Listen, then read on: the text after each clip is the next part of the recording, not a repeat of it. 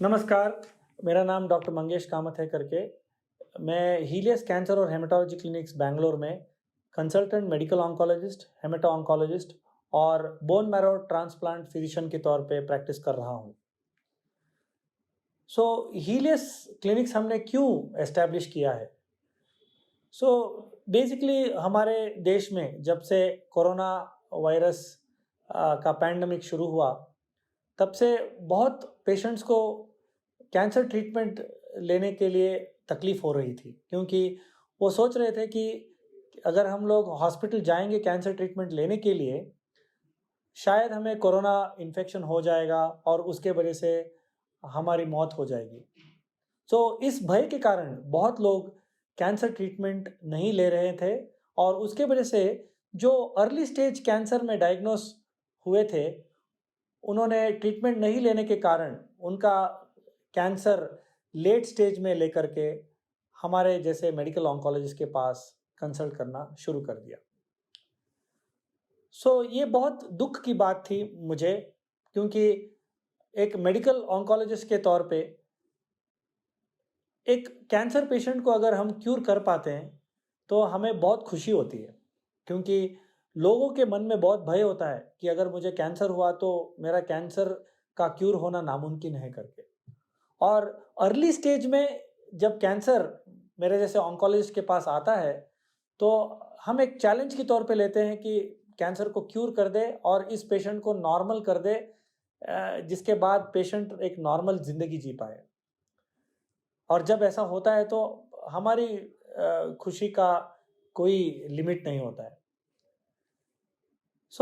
Helios हमने इसलिए establish किया कि कैंसर पेशेंट्स बिना एक हॉस्पिटल के डर से आराम से एक छोटी सी क्लिनिक में और डे केयर सेंटर में आकर के ले पाएँ। हमारे क्लिनिक में हमारी स्टाफ जो है जानते हैं कि एक कैंसर पेशेंट के मन में क्या गुजरता है। तो जब भी पेशेंट्स हमारे क्लिनिक में आते हैं, तो उनको बहुत ही प्यार से और बहुत ही संयम से उनसे मैनेज किया जाता है। जब भी पेशेंट्स आते हैं, तो हम इस बात का ध्यान रखते हैं कि उनको बहुत डर होता है और उनको देखभाल करने वाले जो लोग होते हैं, वो काम कर रहे होते हैं, या तो आईटी इंडस्ट्री में, या तो बिज़नेस में, या कोई कॉर्पोरेट में। सो हम लोग ये ध्यान में रखते हैं कि टाइम बहुत इम्पोर्टेंट होता है।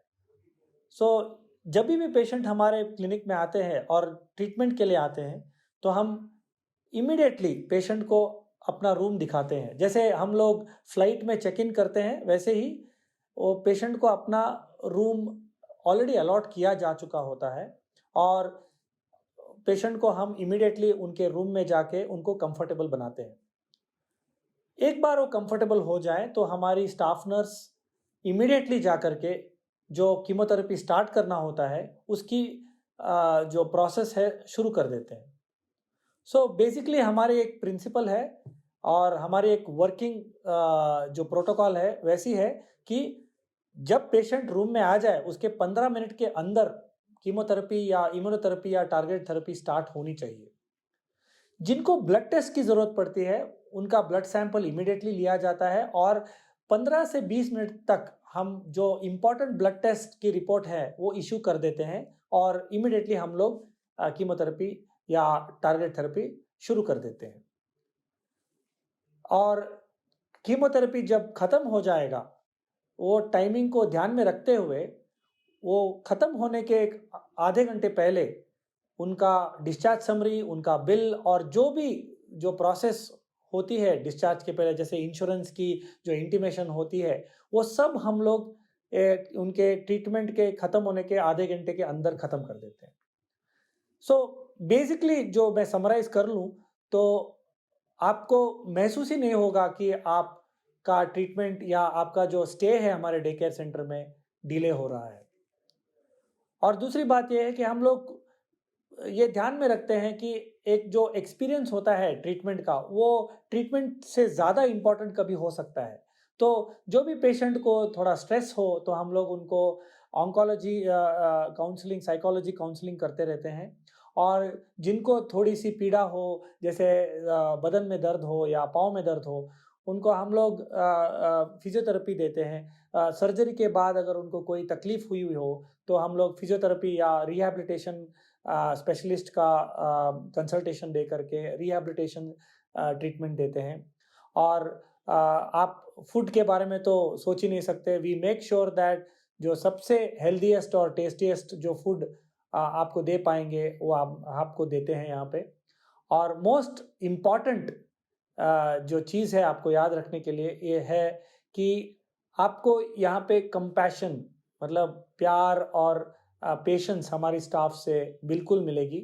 क्योंकि हम ये जानते हैं और मैं एज अ ऑन्कोलॉजिस्ट ये जानता हूँ कि जो कैंसर ट्रीटमेंट है वो एक होलिस्टिक ट्रीटमेंट होनी चाहिए, एक कंपैशनेट ट्रीटमेंट होनी चाहिए, जिससे आपको ऐसा लगे नहीं कि मैं एक बहुत ही खराब टाइम से गुजर रही हूँ या गुजर रहा हूँ।